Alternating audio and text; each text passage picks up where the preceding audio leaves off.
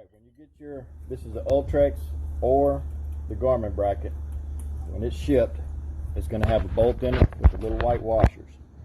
Take your nut off, take your one white washer, stick it to the side, your washer and your steel washer. Take your bolt out,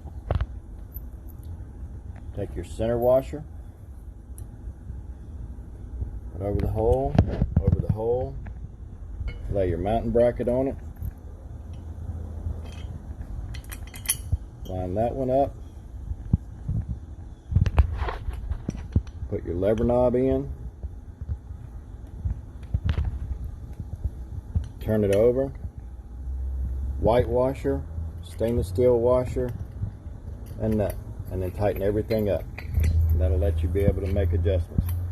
Snug it to where when you get ready to change the angle, you just back off your lever knob, turn it, and then retighten. And it's there. Back off and turn it. So just snug enough that you can turn it and lock it down to your lever knob.